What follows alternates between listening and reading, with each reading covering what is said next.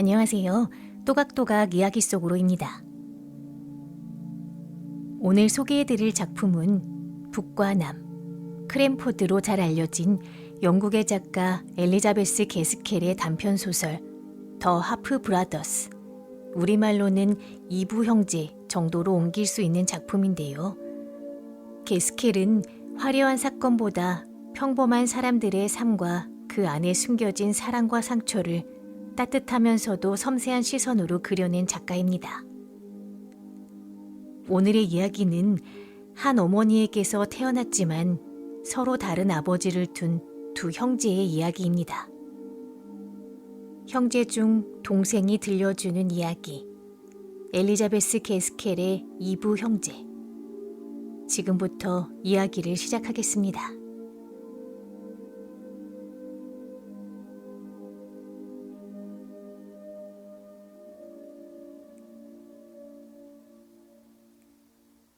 이부 형제, 엘리자베스 게스켈.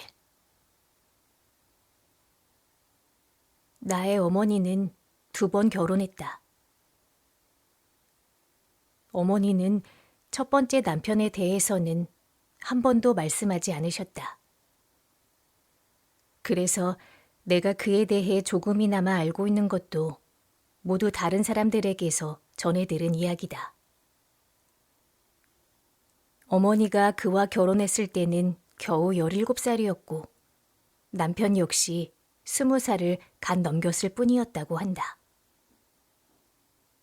그는 컴벌랜드의 바닷가 쪽 어딘가에 있는 작은 농장을 빌려 농사를 짓고 있었다. 하지만 토지와 가축을 돌보기에는 아마 너무 젊고 경험이 부족했던 모양이다. 어찌되었든 농장 형편은 나아지지 않았고 그는 건강마저 잃어 결혼한 지 채 3년도 되지 않아 폐결핵으로 세상을 떠났다. 그렇게 어머니는 20살의 젊은 나이에 과부가 되었다. 곁에는 이제 막 걸음마를 시작한 어린 딸이 있었고 임대계약 때문에 앞으로 4년이나 더 떠맡아야 할 농장도 남아 있었다. 농장의 가축 가운데 절반은 이미 죽었거나 급한 빚을 갚기 위해 하나씩 팔려 나간 뒤였다. 새 가축을 들일 돈은커녕 하루하루 살아가는 데 필요한 식량을 살 돈조차 없었다. 게다가 어머니의 뱃속에는 또 하나의 아이가 자라고 있었다. 그 아이가 태어날 일을 생각할 때마다 어머니의 마음은 몹시도 슬프고 무거웠으리라. 주위 몇 마일에는 다른 집 한 채 찾아보기 힘든 외딴 곳에서 어머니는 쓸쓸하고도 혹독한 겨울을 보내야 했다. 어머니의 언니가 와서 함께 지내주었고 두 사람은 끌어모을 수 있는 돈을 어떻게든 아껴 쓰고자 머리를 맞대고 궁리했다. 내가 한 번도 보지 못한 그 어린 누이가 어떻게 병들어 죽게 되었는지는 나도 알지 못한다. 그러나 마치 가엾은 어머니의 고통의 잔이 아직 다 채워지지 않았다는 듯 그레고리가 태어나기 겨우 2주 전 어린 딸이 성홍열에 걸려 일주일 만에 세상을 떠났다. 이 마지막 불행 앞에서 어머니는 그저 넋을 잃어버린 듯 했다고 한다. 페니 이모의 말에 따르면 어머니는 울지도 않았다고 한다. 차라리 울기라도 했더라면 이모는 안심했을 것이다. 하지만 어머니는 가엾은 어린 딸의 조그만 손을 잡은 채 창백하고도 고운 죽은 얼굴을 바라보며 앉아있을 뿐 눈물 한 방울 흘리지 않았다. 아이를 장례 지내기 위해 데려갈 때도 마찬가지였다. 어머니는 그저 아이에게 입을 맞춘 뒤 창가 자리에 앉았다. 그리고 검은 옷을 입은 몇 안 되는 사람들이 장례 행렬을 이루어 멀어져 가는 모습을 바라보았다. 그들은 이웃 사람들과 페니 이모, 그리고 먼 친척 한 사람뿐이었다. 그것이 그들이 불러 모을 수 있는 친구의 전부였다. 전날 밤 온 들판 위로 눈이 얇게 내려앉아 있었다. 그 작은 검은 행렬은 눈 덮인 들판 사이로 구불구불 멀어져 갔다. 장례를 마치고 돌아온 페니 이모는 어머니가 여전히 같은 자리에 앉아 있는 것을 보았다. 어머니의 두 눈에는 그때까지도 눈물 한 방울 없었다. 그런 상태는 그레고리가 태어난 뒤까지 계속되었다. 그런데 어찌 된 일인지 그 아이가 세상에 태어나자 비로소 막혀있던 눈물이 터져나온 듯했다. 어머니는 밤낮으로 울고 또 울었다. 페니 이모와 곁에서 어머니를 돌보던 사람은 두려운 마음으로 서로를 바라보았고 방법만 알았다면 어떻게 해서든 어머니의 울음을 멈추게 하고 싶어 했다. 그러나 어머니는 자신을 그대로 내버려 두라고 했다. 너무 걱정하지도 말라고 했다. 흘리는 눈물 한 방울 한 방울이 자신의 머릿속을 편안하게 해준다는 것이었다. 그 전까지는 울고 싶어도 울 수가 없어서 정신이 견딜 수 없을 만큼 괴로웠다고 했다. 그 뒤로 어머니는 갓 태어난 아기 외에는 아무것도 생각하지 않는 사람처럼 보였다. 브리검 교회 묘지에 묻힌 남편과 어린 딸조차 거의 기억하지 않는 듯 했다고 한다. 적어도 페니 이모는 그렇게 말했다. 하지만 이모는 말이 아주 많은 사람이었고 어머니는 본래 말수가 무척 적은 분이었다. 그래서 나는 어머니가 남편과 딸에 관해 아무 말도 하지 않았다는 이유만으로 그들을 생각조차 하지 않았다고 여긴 페니 이모의 판단이 잘못되었을지도 모른다고 생각한다. 페니 이모는 어머니보다 나이가 많았고 어머니를 어린아이처럼 대하는 버릇이 있었다. 하지만 그런 점을 제쳐두고 보면 이모는 인정 많고 따뜻한 사람이었다. 자신의 형편보다 동생의 안위를 더 걱정하는 사람이었다. 두 사람이 생계를 유지할 수 있었던 것도 주로 이모가 가진 얼마 되지 않는 돈과 글래스고의 큰 봉제 상인들을 위해 두 사람이 바느질을 해 벌어들이는 품삯 덕분이었다. 그러나 얼마 지나지 않아 어머니의 시력이 나빠지기 시작했다. 완전히 앞을 보지 못하게 된 것은 아니었다. 집안을 돌아다니는 데에는 별 어려움이 없었고 웬만한 집안일도 할 수 있었다. 하지만 더 이상 섬세한 바느질을 해서 돈을 벌 수는 없게 되었다. 아마도 그동안 너무나 많은 눈물을 흘린 탓이었으리라. 당시 어머니는 아직 젊었고 사람들의 말에 따르면 그 고장 어디에서도 찾아보기 힘들 만큼 아름다운 여인이었다고 한다. 어머니는 이제 자신과 아이의 생활비에 조금도 보탬이 될 수 없다는 사실을 몹시도 가슴 아파했다. 페니 이모는 집안일을 꾸려나가고 그레고리를 돌보는 것만으로도 충분히 제 몫을 하고 있는 것이라고 어머니를 설득하려 했다. 하지만 어머니는 두 사람의 살림이 얼마나 궁핍한지 잘 알고 있었다. 페니 이모 자신도 가장 변변찮은 음식조차 배불리 먹지 못하고 있었다. 그레고리 역시 튼튼한 아이가 아니었다. 먹을 것이 부족했던 것은 아니었다. 다른 사람이 굶는 한이 있더라도 그레고리만큼은 언제나 충분히 먹였다. 하지만 그 아이에게는 좀 더 영양가 있는 음식과 고기가 필요했다. 어느 날의 일이었다. 가엾은 어머니가 세상을 떠난 지 한참 뒤 페니 이모가 내게 들려준 이야기다. 자매가 함께 앉아 페니 이모는 바느질을 하고 어머니는 그레고리를 달래 잠재우고 있을 때 훗날 나의 아버지가 된 윌리엄 프레스턴이 찾아왔다. 그는 나이든 독신남으로 여겨지던 사람이었다. 아마 40을 훌쩍 넘겼을 것이다. 그 근방에서도 손꼽히는 부유한 농장주였으며 나의 외할아버지와도 잘 아는 사이였다. 또한 어머니와 이모가 지금보다 형편이 좋았던 시절부터 두 사람을 알고 지냈다.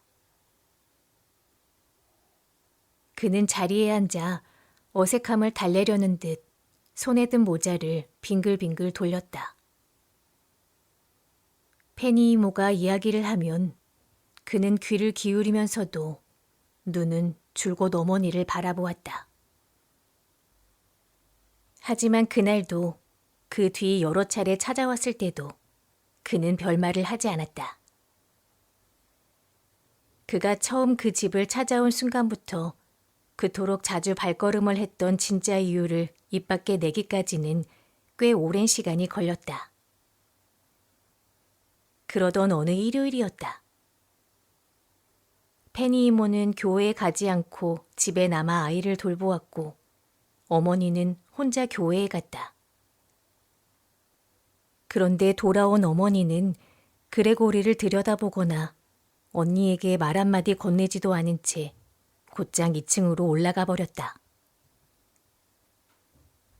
잠시 뒤 페니 이모의 귀에 어머니가 가슴이 찢어질 듯 흐느껴 오는 소리가 들려왔다. 이모는 2층으로 올라가 굳게 잠긴 문 너머로 어머니를 호되게 나무랐다.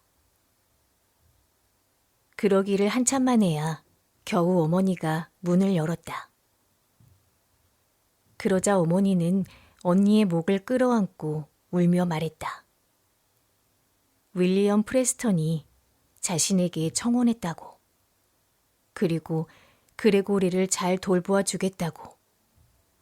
먹고 사는 일에서든 교육에서든 아무것도 부족하지 않게 해주겠다고 약속했다고. 그리고 자신은 그 청혼을 받아들였다고. 페니 이모는 그 말을 듣고 상당한 충격을 받았다. 앞서 말했듯 이모는 어머니가 첫 번째 남편을 너무 빨리 잊어버렸다고 종종 생각해왔다. 그런데 이렇게 일찍 재혼을 생각할 수 있다면 그것이야말로 그 생각이 옳았다는 분명한 증거처럼 보였던 것이다.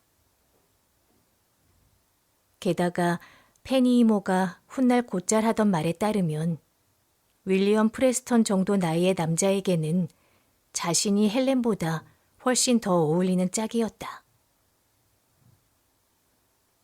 헬렌은 비록 과부이긴 했지만 아직 24번째 여름조차 맞이하지 않은 젊은 여자였기 때문이다. 하지만 이모의 말대로 누구도 이모에게 의견을 묻지는 않았다. 그리고 달리 생각해보면 이 결혼에는 좋은 점도 많았다. 헬렌의 시력은 이제 다시 좋아질 가망이 거의 없었다. 하지만 윌리엄 프레스턴의 아내가 된다면, 원하기만 한다면 두 손을 놓고 아무 일도 하지 않아도 살아갈 수 있을 터였다. 게다가 과부인 어머니가 혼자 아들을 키우는 것은 큰 짐이었다. 이제 그레고리를 보살펴줄 성실하고 믿음직한 남자가 생기는 것이기도 했다. 그래서 시간이 지나자 페니 이모는 오히려 어머니 자신보다 이 결혼을 더 긍정적으로 바라보게 되었다. 정작 어머니는 윌리엄 프레스턴의 아내가 되겠다고 약속한 그날 이후 좀처럼 고개를 들지 않았고 한 번도 웃지 않았다. 그리고 전에도 그레고리를 무척 사랑했지만 이제는 그 아이를 더욱 깊이 사랑하는 듯했다. 어머니는 그레고리와 단둘이 있을 때면 끊임없이 아이에게 말을 건넸다. 물론 그레고리는 어머니의 슬픔 어린 말을 알아듣기에는 너무 어렸다. 그저 어머니에게 몸을 기대고 어루만지는 것 말고는 아무런 위로도 해줄 수 없는 어린아이였다. 마침내 어머니와 윌리엄 프레스턴은 결혼했다. 어머니는 페니 이모의 집에서 걸어서 채 30분도 걸리지 않는 곳에 있는 살림이 넉넉히 갖추어진 집의 안주인이 되었다. 어머니는 아버지의 마음에 들기 위해 자신이 할 수 있는 일은 모두 했던 것 같다. 훗날 아버지 자신도 말했듯이 그보다 더 도리를 다하는 아내는 없었을 것이다.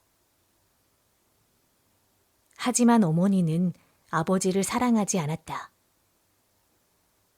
그리고 아버지도 오래지 않아 그 사실을 알아차렸다. 어머니는 그레고리를 사랑했지만 아버지는 사랑하지 않았다. 아버지가 조금만 더 인내하며 기다렸더라면 어쩌면 시간이 흐르면서 사랑이 생겨났을지도 모른다. 하지만 어린 그레고리를 보기만 하면 어머니의 눈빛이 환해지고 얼굴에 생기가 도는 것을 지켜보는 동안 아버지의 마음은 점점 뒤틀려 갔다. 자신은 어머니에게 그토록 많은 것을 베풀었건만 정작 자신에게 돌아오는 것은 얼음처럼 차가운 다정한 말뿐이었기 때문이다. 아버지는 어머니의 태도가 자신과 그레고리에게 얼마나 다른지를 두고 비꼬기 시작했다. 마치 그렇게 하면 사랑을 얻을 수 있기라도 한 것처럼 말이다. 그러면서 그레고리를 진심으로 싫어하게 되었다. 그레고리가 가까이 다가오기만 하면 어머니의 사랑은 맑은 샘물이 솟아나듯 저절로 흘러넘쳤고 아버지는 그 사랑을 몹시 질투했다. 아버지가 어머니에게 자신을 더 사랑해 주기를 바랐던 것까지는 어쩌면 나무랄 일이 아니었을 것이다. 하지만 어머니가 자신의 아이를 덜 사랑하기를 바란 것은 그릇된 욕심이었다. 어느 날 아버지는 끝내 성질을 참지 못했다. 아이들이 을에 그러하듯 그레고리가 무언가 말썽을 일으키자 아버지는 아이에게 욕설을 퍼부으며 저주했다. 어머니는 그레고리를 조금 두둔하려 했다. 그러자 아버지는 다른 남자의 자식을 먹여 살리는 것만으로도 힘겨운데 남편과 언제나 뜻을 같이 해야 할 아내가 그 아이가 잘못할 때마다 감싸고 도는 것까지 견뎌야 하느냐고 말했다. 그렇게 사소하게 시작된 말다툼은 점점 커져갔다. 결국 어머니는 예정일이 되기도 전에 자리에 눕게 되었고 바로 그날 내가 태어났다. 아버지는 기쁘고 자랑스럽고 또 동시에 후회스러워했다. 자신에게 아들이 태어난 것이 기쁘고 자랑스러웠지만 가엾은 아내의 상태를 생각하면 마음이 아팠다. 더구나 자신의 성난 말들이 이런 일을 불러왔다는 생각에 후회가 밀려왔다. 하지만 아버지는 후회하는 것보다 화를 내는 편이 더 쉬운 사람이었다. 그래서 얼마 지나지 않아 이 모든 것이 그레고리의 탓이라는 결론을 내렸다. 그리고 내가 일찍 태어나게 만든 것까지 그레고리의 탓으로 돌리며 아이에게 또 하나의 원한을 품었다. 그런데 오래지 않아 아버지가 그레고리에게 품을 원망거리가 하나 더 생겼다. 내가 태어난 다음 날부터 어머니의 기력이 급격히 쇠하기 시작한 것이다. 아버지는 칼라일까지 사람을 보내 의사들을 불러왔다. 만일 자신의 심장에서 흐르는 피를 황금으로 바꾸어 어머니를 살릴 수 있었다면 아버지는 기꺼이 그렇게 했을 것이다. 하지만 그럴 수는 없었다. 페니 이모는 가끔 이런 말을 하곤 했다. 헬렌은 어쩌면 살고 싶은 마음이 없었던 것 같다고. 삶을 붙들려고 애쓰지도 않은 채 그저 자신이 서서히 쓰러져 가도록 내버려 둔 것 같다고. 그러나 내가 그 말에 대해 자세히 물으면 이모 역시 어머니가 의사들이 시키는 일은 모두 따랐다고 인정했다. 평생을 살아오면서 그랬던 것처럼 아무런 불평도 없이 묵묵히 견디며 의사들의 말을 따랐다는 것이다. 어머니가 마지막으로 부탁한 것 가운데 하나는 그레고리를 자신의 침대 위, 내 곁에 눕혀달라는 것이었다. 그리고 어머니는 그레고리에게 나의 조그만 손을 잡게 했다. 어머니가 그렇게 우리를 바라보고 있을 때 남편인 아버지가 방으로 들어왔다. 아버지는 다정하게 어머니에게 몸을 굽혀 이제 몸은 좀 어떠냐고 물었다. 그러고는 우리 두 어린 이부 형제를 바라보았는데 그 눈빛에는 진지하면서도 따뜻한 정이 어려 있는 듯했다. 그 모습을 본 어머니는 아버지의 얼굴을 올려다보며 미소를 지었다. 아버지에게 보여준 거의 첫 미소였다. 그리고 얼마나 다정하고 아름다운 미소였던지. 그렇게 말한 사람은 페니 이모만이 아니었다. 1시간 뒤 어머니는 세상을 떠났다. 그 후 페니 이모가 우리와 함께 살기 위해 들어왔다.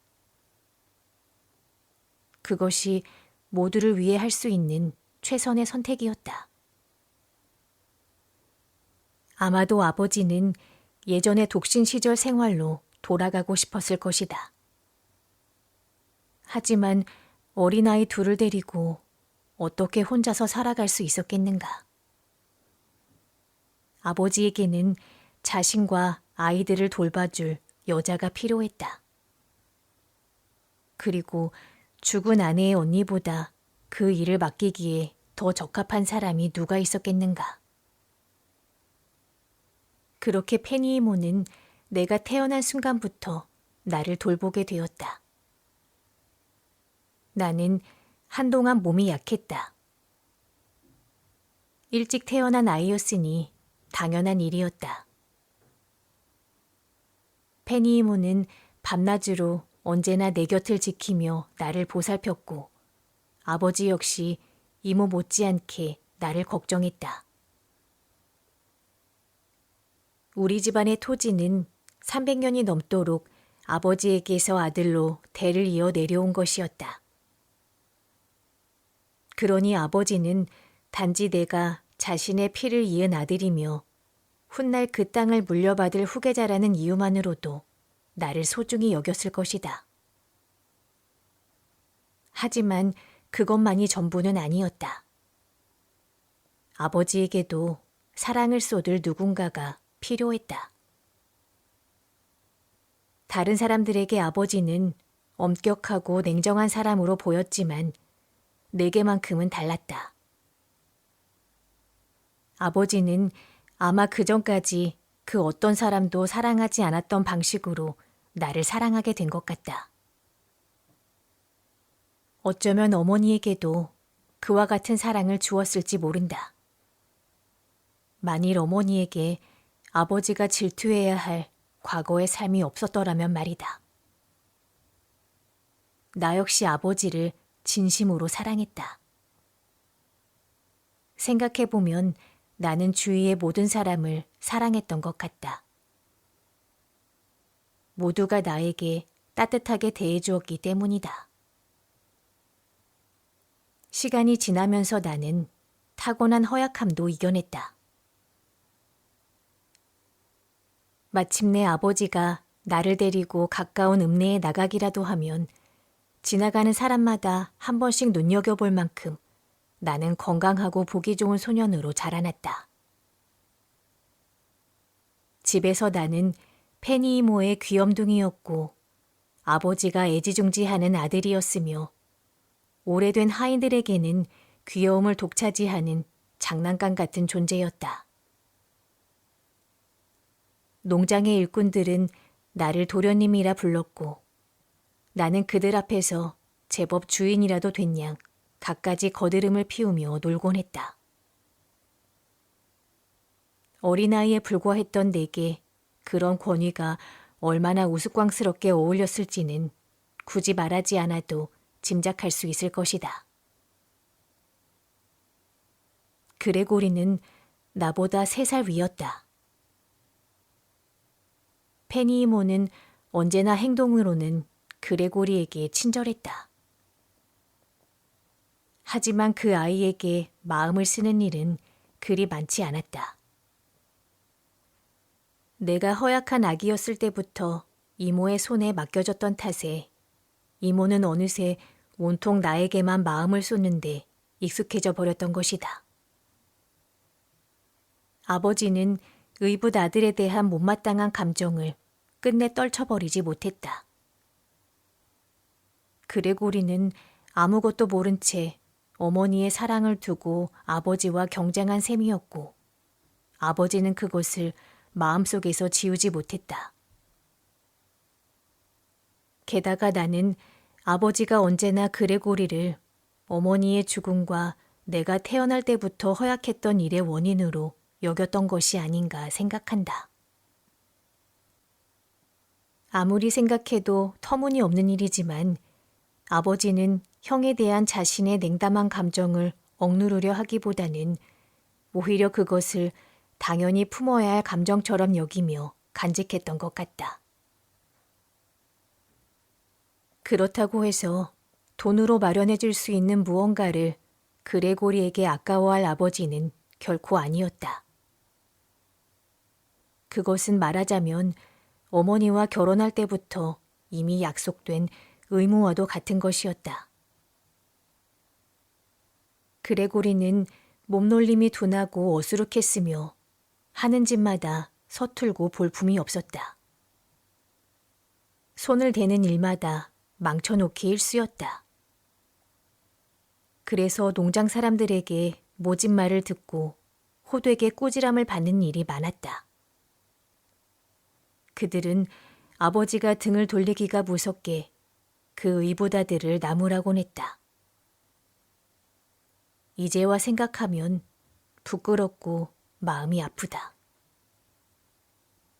나 역시 어느새 집안 사람들의 그런 태도를 그대로 따라하며 가엾은 고아인 이부형을 하찮게 대하게 되었기 때문이다. 내가 그레고리를 대놓고 조롱하거나 일부러 못되게 굴었던 것 같지는 않다. 하지만 언제나 모든 일에서 내가 먼저 배려받고 남보다 특별하고 뛰어난 아이처럼 대접받는 데 익숙해지면서 나는 행복한 처지에 도취되어 점점 버릇없는 아이가 되어갔다. 나는 그레고리에게 당연하다는 듯 많은 것을 요구했고 그레고리가 언제나 내 뜻대로 해주려 하지 않으면 화를 냈다. 그러다 때로는 다른 사람들이 그레고리를 두고 하는 험담을 그 뜻도 제대로 알지 못한 채 그대로 따라하기도 했다. 그레고리가 그 말의 뜻을 알아들었는지는 나도 알 수 없다. 하지만 아마 알아들었던 것 같다. 그럴 때면 그레고리는 말없이 조용해지곤 했다. 아버지는 그것을 음울하고 퉁명스러운 성격이라 여겼고 페니 이모는 그저 아둔해서 그런 것이라고 말했다. 사람들은 모두 그레고리가 어리석고 둔하다고 했다. 그리고 사람들이 그렇게 말하면 말할수록 그레고리는 정말로 더욱 어리석고 둔한 아이가 되어가는 듯 했다. 때로는 몇 시간씩 아무 말도 하지 않은 채 가만히 앉아있곤 했다. 그러면 아버지는 일어나 농장에 나가 무슨 일이든 하라고 시켰다. 하지만 그레고리는 같은 말을 서너 번 듣고서야 비로소 몸을 일으켰다. 우리가 학교에 다니게 된 뒤에도 사정은 마찬가지였다. 그레고리는 아무리 해도 배운 것을 기억하지 못했다. 선생은 꾸짖고 매질하는 일에도 지쳐버렸고 마침내 아버지에게 그레고리를 학교에서 그만 데려가 아이가 이해할 수 있을 만한 농장에서 일을 시키는 편이 낫겠다고 권했다. 그 일이 있은 뒤로 그레고리는 전보다 더욱 침울하고 둔해졌던 것 같다. 그렇다고 심술궂은 아이는 아니었다. 참을성이 많고 성품도 순했다. 누군가가 불과 조금 전에 자신을 꾸짖거나 때렸더라도 그 사람에게 도움이 될 일이 있으면 기꺼이 해주려고 했다. 하지만 그레고리의 몸놀림은 워낙 서툴고 어설펐다. 그래서 남을 도우려는 선의에서 한 행동이 오히려 그 사람에게 말썽을 일으키는 것으로 끝나는 경우가 아주 많았다. 반면 나는 제법 영리한 아이였던 모양이다. 적어도 언제나 칭찬을 많이 받았다. 우리식으로 말하자면 나는 학교에서 누구에게도 뒤지지 않는 우등생이었다. 선생은 내가 마음 안 먹으면 무엇이든 배울 수 있다고 말했다. 하지만 아버지 자신이 많이 배운 사람이 아니었기에 내가 지나치게 많은 공부를 해야 할 필요성도 별로 느끼지 못했다. 그래서 아버지는 일찌감치 나를 학교에서 데려와 자신의 곁에 두고 농장 일을 배우게 했다. 그레고리는 양치기와 비슷한 일을 맡게 되었고 이제는 나이가 들어 거의 일을 놓아야 할 때가 된 늙은 에돔에게 일을 배웠다. 생각해보면 늙은 에돔은 아마 그레고리를 좋게 보아준 거의 첫 번째 사람이었을 것이다. 에돔은 그레고리에게 분명 남다른 재주가 있다고 한결같이 주장했다. 다만 그 재주를 어떻게 끌어내야 하는지를 자신도 제대로 알지 못할 뿐이라고 했다. 특히 그 지방의 산악 지형을 파악하는 능력만큼은 그레고리 같은 아이를 한 번도 본 적이 없다고 말했다. 아버지는 어떻게든 에돔의 입에서 그레고리의 결정과 부족한 점을 말하게 하려고 했다. 하지만 에돔은 아버지의 속셈을 알아차리기만 하면 오히려 그레고리를 전보다 2배는 더 칭찬하곤 했다. 어느 겨울 내가 16살쯤이고 그레고리가 19살이었을 때의 일이다. 나는 아버지의 심부름으로 큰 길을 따라가면 7마일, 펠즈 언덕을 가로질러 가면 4마일 정도밖에 떨어지지 않은 곳으로 향하게 되었다. 아버지는 갈 때 어느 길을 택하든 돌아올 때만큼은 반드시 큰 길로 오라고 당부했다. 겨울에는 해가 일찍 지는 데다 저녁이면 짙은 안개가 끼는 날이 많았기 때문이다. 게다가 이제 중풍으로 몸을 움직이지 못한 채 병상에 누워 지내던 늙은 애덤도 머지않아 큰 눈이 내릴 것이라고 내다보았다. 나는 금세 목적지에 도착했고 볼일도 오래지 않아 마쳤다. 아버지가 예상했던 것보다 1시간쯤은 일찍 끝났다고 생각했다. 그래서 돌아가는 길 정도는 내 마음대로 정해도 되겠다는 생각이 들었다. 그리하여 저녁에 첫 어스름이 내려앉기 시작할 무렵 나는 다시 산을 가로질러 집으로 향했다. 주위는 제법 어둡고 음산해 보였다. 하지만 모든 것이 너무나 고요했기에 눈이 내리기 전에 집에 도착할 시간은 충분하리라 생각했다. 나는 제법 빠른 걸음으로 길을 재촉했다. 그러나 밤은 내가 생각했던 것보다 훨씬 빠르게 찾아왔다. 낮이라면 길을 찾는 것은 그리 어렵지 않았다. 몇몇 지점에서는 똑같아 보이는 길 두세 갈래가 한꺼번에 갈라지기도 했지만 밝을 때에는 멀리 보이는 바위 하나나 움푹 꺼진 지형 같은 것을 이정표 삼아 방향을 잡을 수 있었다. 그러나 이제 그런 것들은 내 눈에 전혀 보이지 않았다.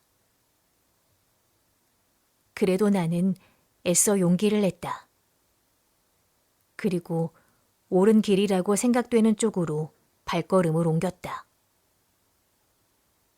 하지만 그 길은 잘못된 길이었다.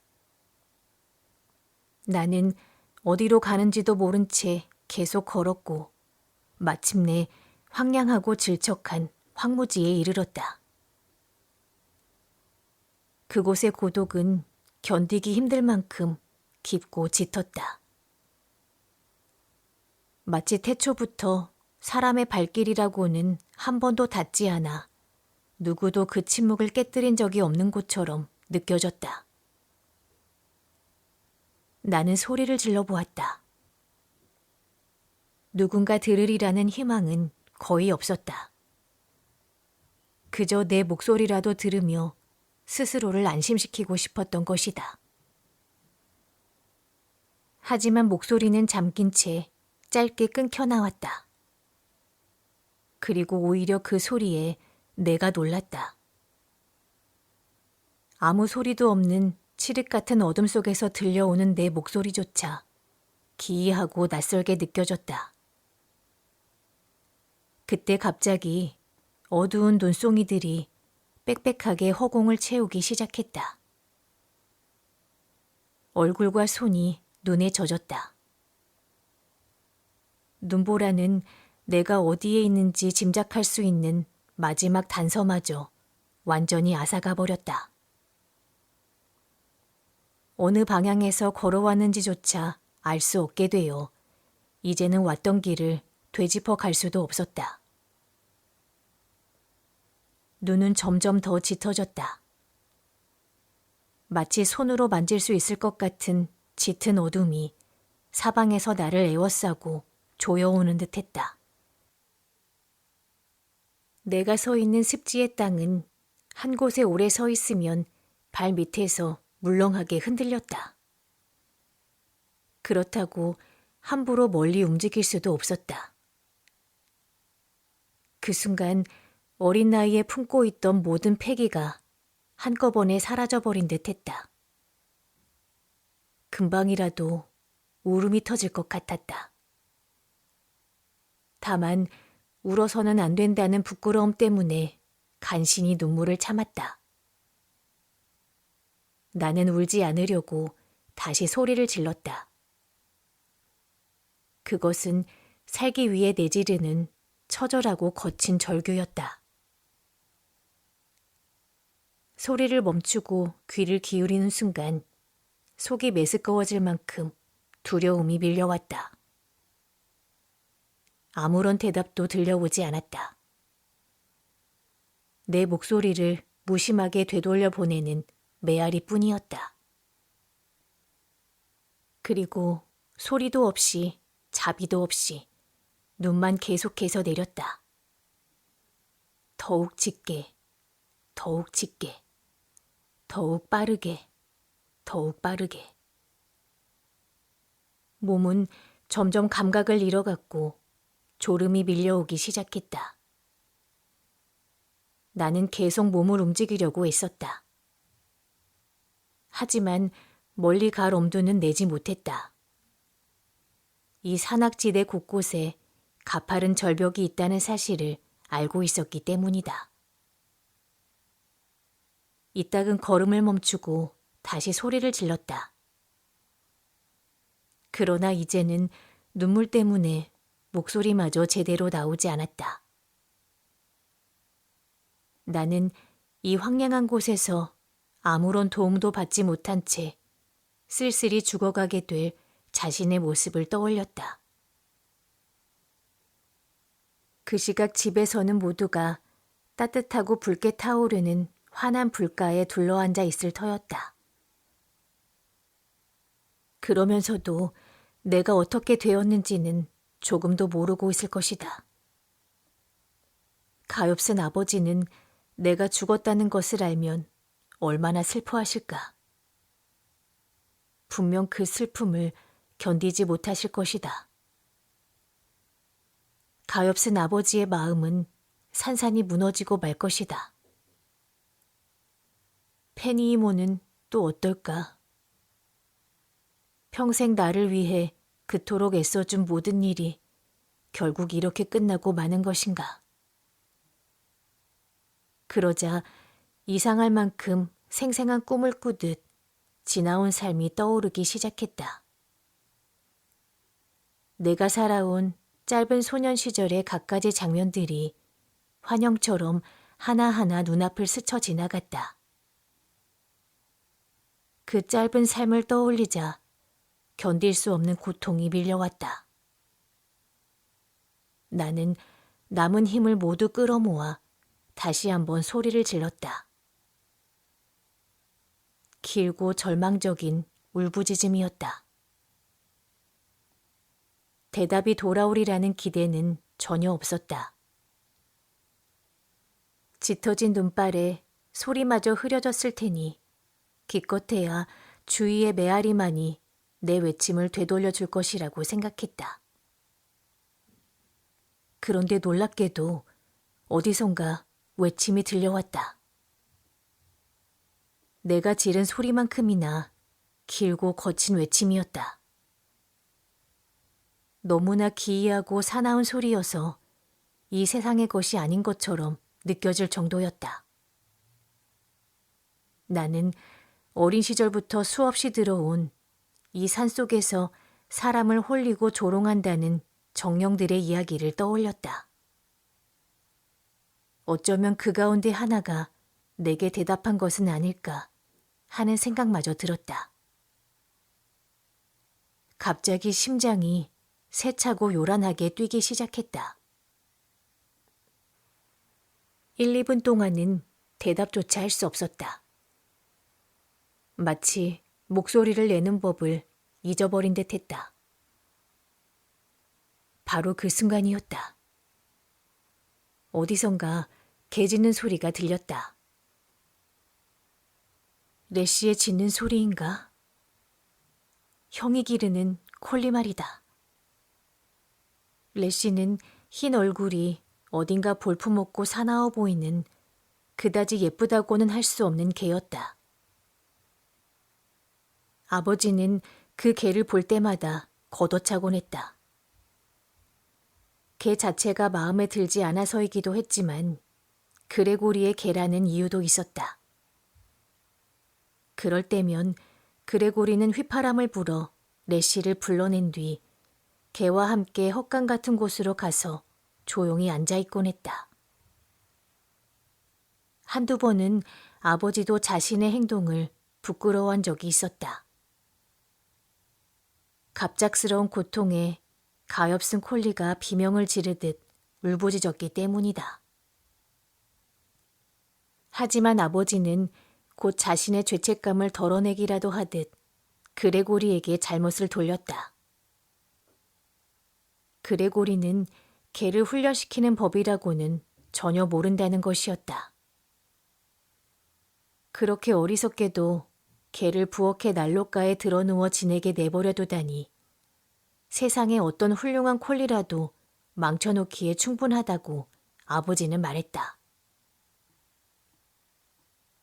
그런 말을 들어도 그레고리는 아무 대답도 하지 않았다. 심지어 듣고 있다는 기색조차 보이지 않았다. 그저 마음이 딴 데가 있는 듯 침울한 얼굴로 가만히 있을 뿐이었다. 그래, 또 들린다. 틀림없는 레시의 짖는 소리였다. 지금이 아니면 다시는 기회가 없을지도 몰랐다. 나는 있는 힘껏 목소리를 높여 외쳤다. 지금이 아니면 다시는 기회가 없을지도 몰랐다. 나는 있는 힘껏 목소리를 높여 외쳤다. 레시, 레시, 제발 레시. 바로 다음 순간 커다란 흰 얼굴의 레시가 모습을 드러냈다. 레시는 기쁨을 주체하지 못하고 내 발과 다리 주위를 빙글빙글 돌며 뛰어다녔다. 그러면서도 영리한 두 눈에는 어딘가 두려워하는 빛이 어려 있었다. 레시는 자꾸만 내 얼굴을 올려다보았다. 예전에 내가 여러 번 그랬던 것처럼 이번에도 자신을 때리지 않을까 겁내는 듯했다. 하지만 나는 기쁨에 겨워 울음을 터뜨리며 몸을 숙여 레시를 쓰다듬었다. 몸이 쇠약해진 만큼 정신도 흐려져 있어 제대로 생각할 수조차 없었다. 하지만 한 가지는 알 수 있었다.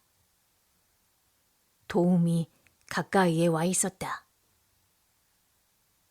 사방을 빽빽하게 에워싼 어둠 속에서 잿빛 형체 하나가 점점 또렷하게 모습을 드러냈다. 그레고리였다. 형은 두꺼운 모직 겉옷을 온몸에 두르고 있었다. 그레고리 형. 나는 그렇게 말하며 형의 목을 끌어안았다. 그 뒤로는 한마디도 더 할 수 없었다. 본래 말수가 적은 형 역시 한동안 아무 말도 하지 않았다. 그러다 마침내 입을 열었다. 우리는 움직여야 한다고 했다. 살기 위해서는 무슨 일이 있어도 계속 걸어야 한다고. 가능하다면 집으로 돌아가는 길을 찾아야 하지만 무엇보다 가만히 있어서는 안 된다고 했다. 그대로 있다가는 얼어 죽을 것이었다. 형도 집으로 가는 길을 몰라? 내가 물었다. 나올 때는 안다고 생각했어. 그런데 지금은 잘 모르겠다. 눈 때문에 앞이 보이지 않아. 조금 전에 이리저리 돌아다니다가 집으로 가는 길을 놓친 것 같아 겁이 나는구나. 형은 양치기 지팡이를 가지고 있었다. 우리는 서로에게 바싹 몸을 붙이고 한 걸음 내디딜 때마다 지팡이를 앞으로 깊숙이 찔러보며 조금씩 나아갔다. 덕분에 적어도 가파른 절벽 아래로 떨어지는 일만큼은 피할 수 있었다. 하지만 한 걸음 한 걸음이 더디고 고통스러웠다. 내가 보기에 형은 다른 무엇보다 레시가 가는 방향을 따라 움직이고 있었다.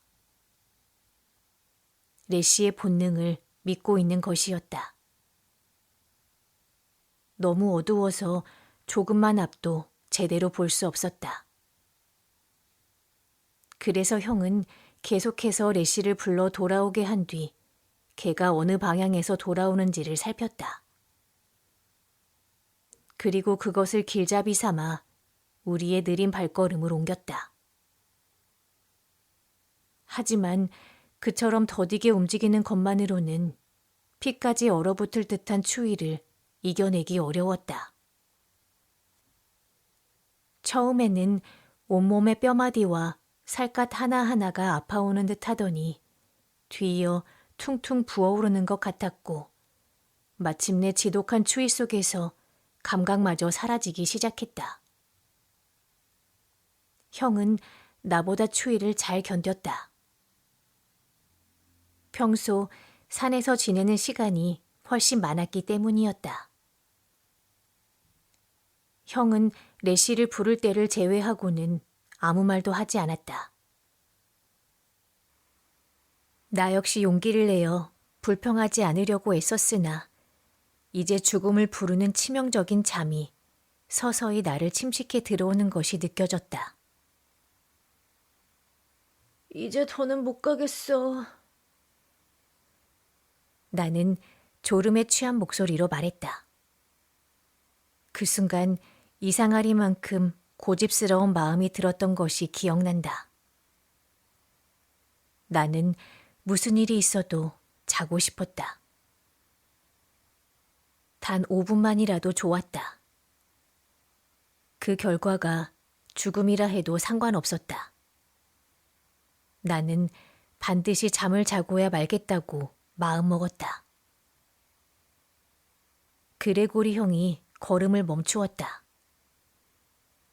아마 형은 극심한 추위에 시달린 사람이 어떤 상태에 이르면 이렇게 되는지 알고 있었던 것 같다. 이렇게 해서는 소용없어. 형은 혼잣말처럼 중얼거렸다. 내가 보기에는 처음 출발했을 때보다 집에 조금 더 가까워지지 않았어. 이제 우리에게 남은 희망은 레시뿐이야. 그러더니 내게 말했다. 자, 이걸 몸에 둘러라. 그리고 이 바위의 바람을 피할 수 있는 쪽에 누워. 바위 밑으로 바싹 붙어. 나도 네 곁에 누워서 어떻게든 우리의 몸의 온기가 빠져나가지 않게 해볼게. 그러다 형이 문득 덧붙였다.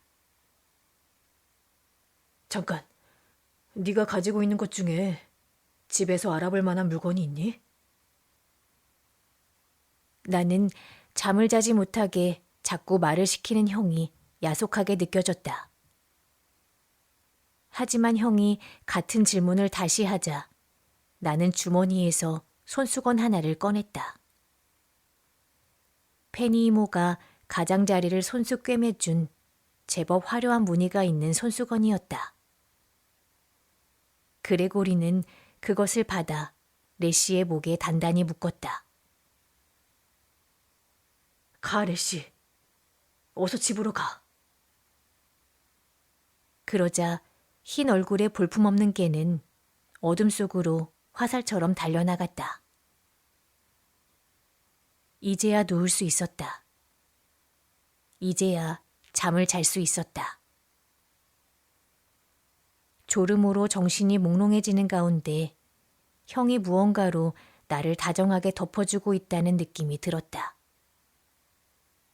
하지만 그것이 무엇인지는 알지 못했다.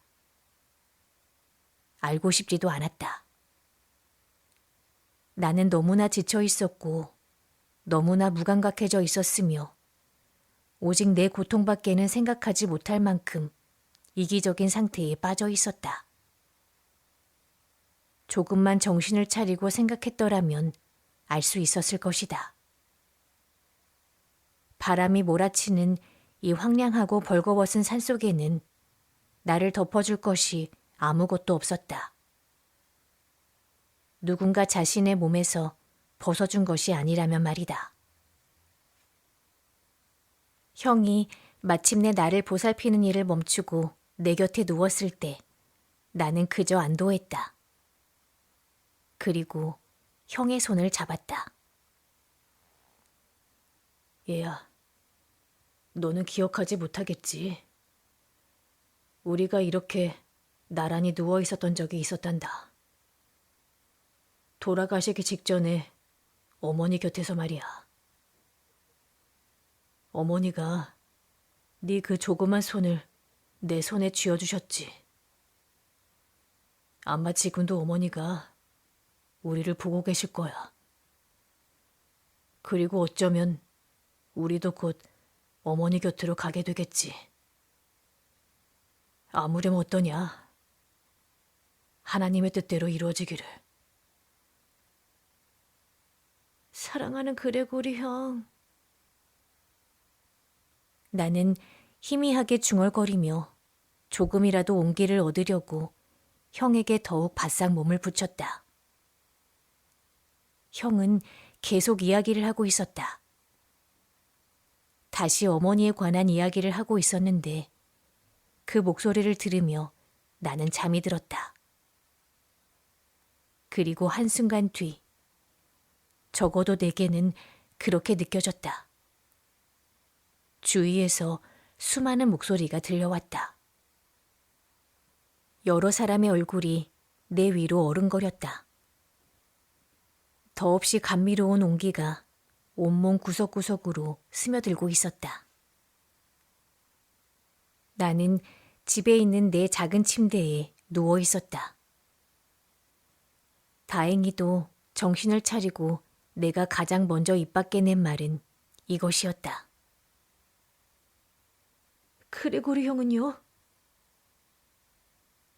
사람들의 시선이 서로에게로 오갔다. 아버지의 늙고 엄격한 얼굴은 애써 평소의 냉정함을 유지하려 했지만 소용없었다. 입술이 떨렸고 두 눈에는 좀처럼 볼 수 없었던 눈물이 서서히 차올랐다.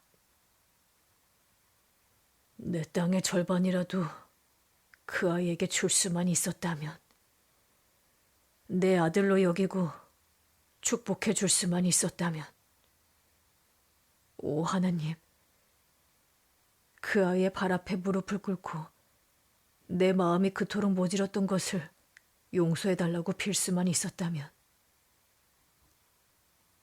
나는 그 뒤의 말은 듣지 못했다.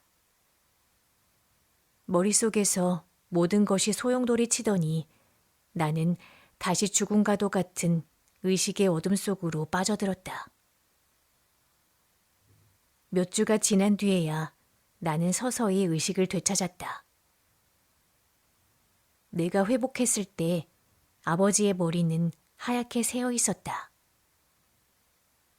아버지는 내 얼굴을 바라보며 두 손을 떨었다. 우리는 그레고리에 대해 더 이상 말하지 않았다. 말할 수가 없었다. 하지만 이상하리만큼 그레고리는 언제나 우리 마음속에 자리하고 있었다. 레시는 아무도 나무라는 사람 없이 집을 드나들었다. 아니, 아버지는 오히려 레시를 쓰다듬어 주려고 하곤 했다. 그러나 레시는 아버지의 손길을 피해 몸을 움츠렸다. 그럴 때마다 아버지는 말 못하는 가엾은 짐승에게서조차 자신의 잘못을 꾸짖음 받는 사람처럼 한숨을 내쉬었다. 그리고 한동안 아무 말도 하지 않은 채 깊은 생각에 잠기곤 했다. 언제나 말이 많았던 페니 이모가 나중에 모든 일을 들려주었다. 그 운명의 밤, 내가 좀처럼 돌아오지 않자 아버지는 몹시 초조해했다고 한다. 아마 겉으로 드러내고 싶지 않았던 것보다 훨씬 더 나를 걱정하고 있었을 것이다. 그 때문에 아버지는 평소보다도 더욱 사납고 고압적으로 그레고리를 몰아붙였다. 그레고리의 친아버지가 가난했다는 것까지 들먹이며 모욕했고, 그레고리가 너무나 아둔해서 하는 일이라곤 아무 쓸모가 없다고 꾸짖었다. 늙은 양치기 애덤이 아무리 그레고리를 좋게 말해도 아버지는 끝내 그 아이의 일은 아무 가치가 없다고 생각하려 했다. 마침내 그레고리는 자리에서 일어났다. 그리고 휘파람을 불어 레시를 데리고 밖으로 나갔다.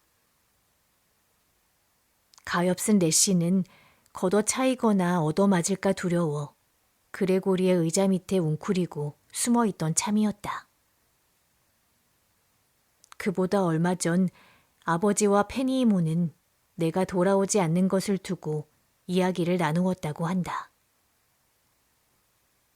페니 이모는 내게 이 이야기를 들려주면서 그레고리가 몰려오는 폭풍을 알아차리고 말없이 나를 마중하러 나갔던 것 같다고 했다. 그로부터 3시간이 지났다. 그때쯤 집안 사람들은 모두 겁에 질려 이리저리 뛰어다니고 있었다. 나를 찾아 어디로 가야 할지조차 알지 못한 채 어쩔 줄 몰라 했다. 그런 와중에도 아무도 그레고리가 보이지 않는다는 사실을 알아차리지 못했다. 그 아이가 자리를 비웠다는 것조차 마음에 두지 않았던 것이다. 가엾은 그레고리. 가엾고 또 가엾은 그레고리. 그때 레시가 집으로 돌아왔다. 목에는 내 손수건이 묶여 있었다. 사람들은 그것을 보는 순간 모든 것을 알아차렸다. 농장에서 일할 수 있는 사람은 모조리 밖으로 나섰다.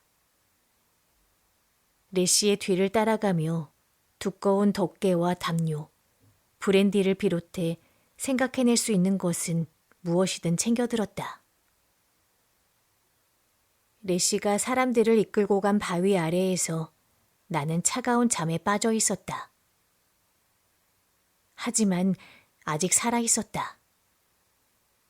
내 몸에는 형의 두꺼운 모직 겉옷이 덮여 있었고 발에는 형의 두툼한 양치기 외투가 정성스럽게 감겨 있었다. 그레고리는 셔츠 차림으로 누워 있었다.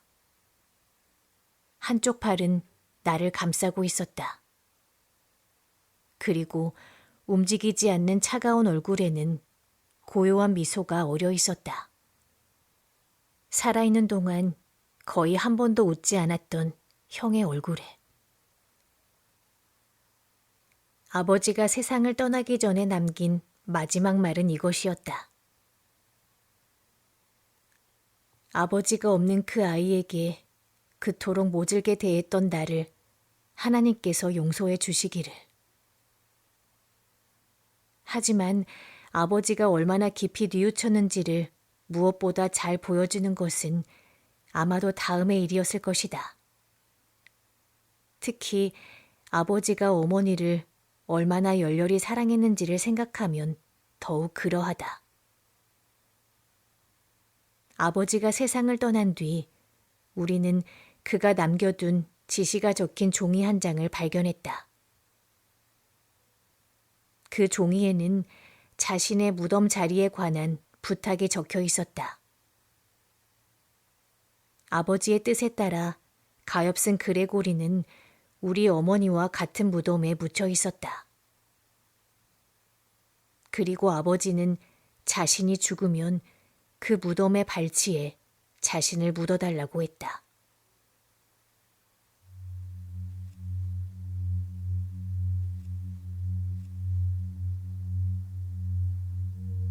이야기는 여기까지입니다.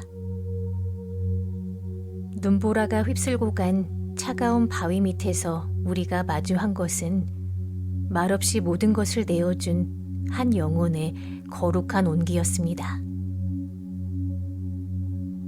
엘리자베스 게스켈의 이부 형제는 단순히 슬픔을 자아내는 가족 서사를 넘어 인간의 뒤틀린 독점욕과 편견, 그리고 그 모든 비극을 넘어서는 숭고한 사랑의 모습을 보여주는 작품입니다. 의붓아버지 윌리엄 프레스턴의 질투와 편애, 온 집안의 과도한 보살핌 속에서 오만해졌던 어린 동생, 그리고 서투르고 둔하다는 이유로 외면받아야 했던 형 그레고리. 하지만 훗날 동생의 목숨을 구한 것은 모두가 그레고리에게 없다고 생각했던 바로 그 능력이었습니다. 사람들이 바보 같다고 여겼던 그레고리는 누구보다 산을 잘 알고 있었고, 사람들이 쓸모없다고 생각했던 그레고리는 결국 가장 소중한 한 사람의 목숨을 구합니다. 유년 시절 집안의 분위기에 휩쓸려 그레고리를 얕보던 동생은 자신을 살리기 위해 모든 것을 내어준 형의 죽음을 통해 비로소 자신이 미처 알지 못했던 그레고리의 진짜 모습을 깨닫게 됩니다. 그레고리는 어머니가 마지막으로 자신의 손에 쥐어주었던 어린 동생의 손을 오랜 세월이 지나도록 기억하고 있었습니다. 그리고 마지막 순간 다시 그 손을 잡고 자신의 온기마저 동생에게 내어줍니다. 그레고리의 차가운 얼굴에 남아있던 고요한 미소는 그래서 더욱 가슴 아프게 다가옵니다.